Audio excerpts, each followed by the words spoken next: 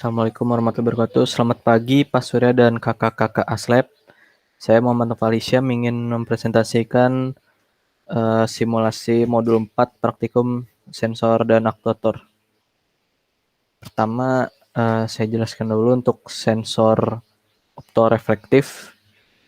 Di sini saya menggunakan sensor ITR 9904. Kemudian saya buat dua file MATLAB. Yang pertama untuk yang 8 stage, lalu yang kedua untuk yang 32 stage. Ini adalah untuk yang 8 stage, jadi front panelnya tampilannya seperti ini. Di sini ada input posisi dari disknya, disk yang berputar. Kemudian ada indikator LED dari sensor, lalu ada tegangan sensornya. Kemudian untuk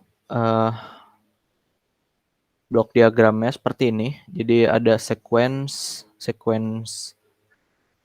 structure. Yang pertama itu untuk menginisialisasi kolom datanya. Ini ada posisi, terus state sensor C, state sensor B, dan state sensor A.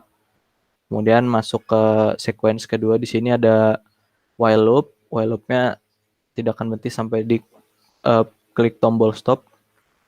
Kemudian di sini ada input tadi berupa posisi dari disk.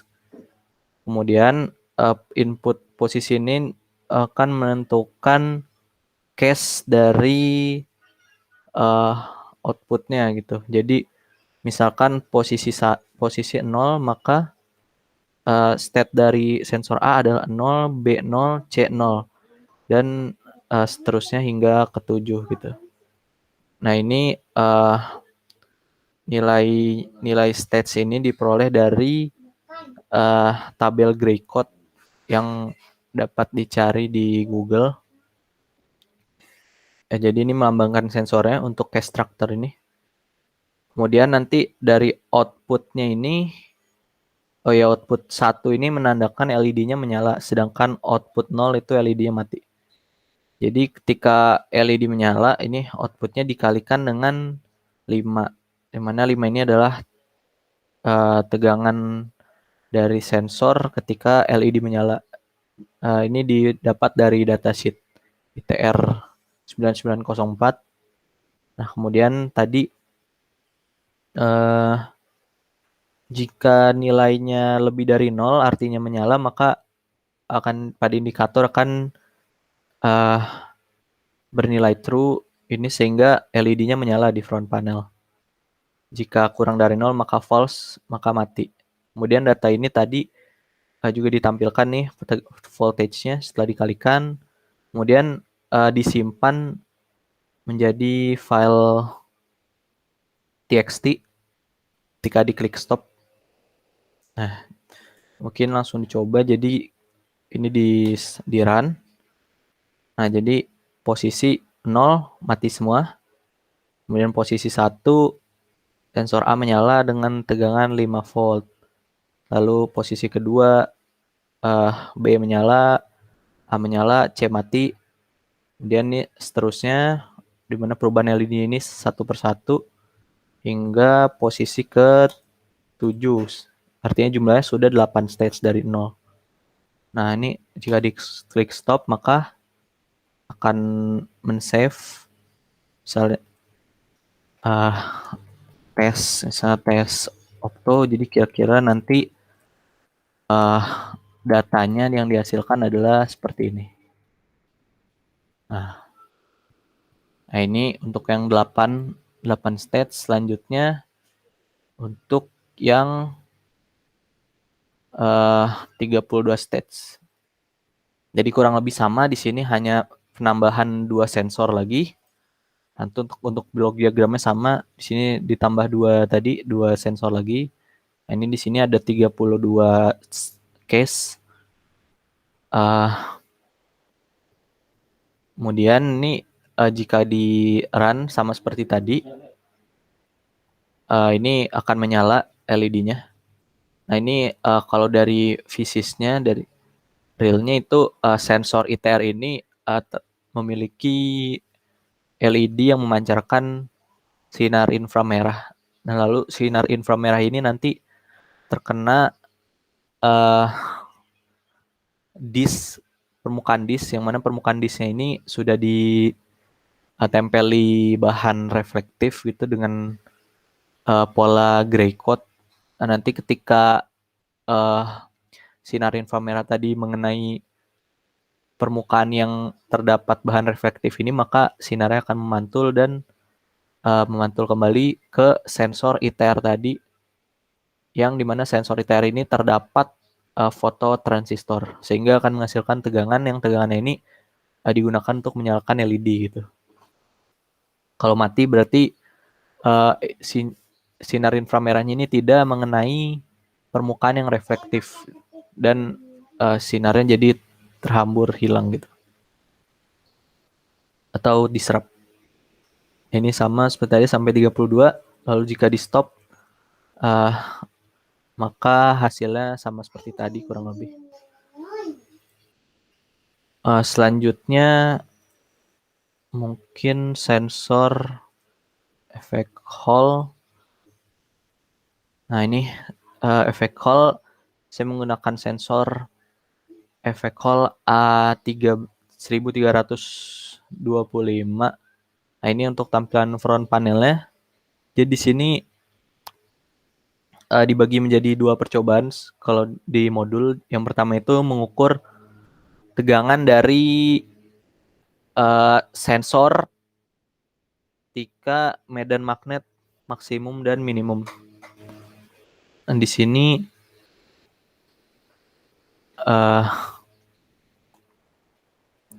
ada moving coil meter, juga ada numeric indikator yang melambangkan multimeter digital. Kemudian di sini bisa dipilih soket output dari multimeter mau dipasangkan di ujung plus atau ujung minus. Kemudian inputnya berupa medan magnet dalam satuan Gauss. Kemudian di sini ada switch, yang mana jika switchnya dinyalakan maka akan berpindah ke percobaan kedua, yang yaitu untuk mengukur kecepatan rotasi dari disknya. Nah, di sini oke, mungkin coba dulu untuk percobaan pertama. Jadi blok diagramnya seperti ini. Ini false. Nah, seperti ini. Jadi ketika motor switchnya false artinya sedang di percobaan pertama, maka ini inisialisasi data txt-nya nanti. Kemudian ini while ini kayak structure tadi, ketika false seperti ini, isinya while loop dengan konfigurasi seperti ini. Nah, di sini ada input medan magnet dalam satuan Gauss, kemudian masuk ke dalam formula node, yang mana formula node ini merepresentasikan sensor dengan persamaan ini, persamaan V sama dengan 3,125 dikalikan dengan B plus 2,5. Nah, ini adalah tegangan output yang dihasilkan sensor yang diperoleh dari datasheet. Nah, ini masih dalam milivolt. Nah, ini kemudian diperbesar, di amplifikasi dengan amplifier sebesar 1000 kali. Nah, ini kemudian ditampilkan dalam moving coil meter langsung sini, atau ke multimeter digital, dimana sebelum masuk ke multimeter digital ini penentuan soketnya dulu dari yang tadi. Jika soketnya minus, maka ini tegangannya referensinya adalah 0 untuk ujung plusnya, lalu yang negatifnya adalah si tegangan output ini. Sedangkan kalau untuk yang plus, di soketnya plus, maka dibalik gitu, seperti itu. Jadi kemudian ini datanya disimpan di file txt dan seterusnya. Nah, ini misalkan kita run simulasinya. Nah, ini saat dinyalakan nih sudah ada tegangan outputnya. Ini adalah tegangan output dari sensor saat tidak ada medan magnet, itu ini ada di datasheetnya. Kemudian ini jika dinaikkan medan magnetnya, maka ini akan bertambah tegangannya. Kemudian ini moving coil meternya juga bergerak. Nah, ini magnetnya yang saya gunakan memiliki flux magnetik maksimal 1000 Gauss. Nah, ini tegangan maksimumnya adalah 3,1275 volt.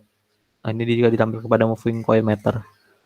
Kemudian jika kita ganti soketnya, maka dia berubah jadi kebalikannya. Namun yang moving coil meter tidak. Gitu. Nah, ini kira-kira seperti itu untuk percobaan pertama. Kemudian datanya yang dihasilkan seperti ini. Nah, ini sampai sini. Kemudian untuk percobaan kedua, pertama switchnya dinyalakan dahulu, lalu di run. Nah, ini oh ya, sebelumnya blok diagram dulu. Jadi blok diagramnya ini akan jadi true, ini juga true. Nah, ini inisialisasi lagi. Kemudian ini while loop-nya berubah. Jadi konfigurasinya seperti ini. Inputnya adalah tegangan motor, kemudian masuk ke formula not, di mana di sini menghasilkan output berupa kecepatan angular dengan input voltage tadi, tegangan tadi. Nah, ini persamaannya diperoleh dari hasil fitting data pada datasheet motor DC yang saya lampirkan di laporan. Nah, jadi setelah menghasilkan setelah keluar dari formula not ini dibagi dengan 60 agar menjadi satuan revolusi per second dari yang tadinya rotation per minute. Nah, ini kemudian datanya disimpan. Nah, kira-kira seperti itu untuk fisiknya. Jadi dihitung seberapa banyak putaran yang dilakukan disk, seberapa banyak bagian disk yang memiliki magnet itu melewati sensor efek Hall dalam rentang waktu 1 detik gitu. Nah, ini jika dijalankan, ini motor voltage 1 volt sebesar segini kecepatannya. Ini dinaikkan terus sampai yang diminta itu 10 volt maksimal. Nah, kira-kira seperti itu.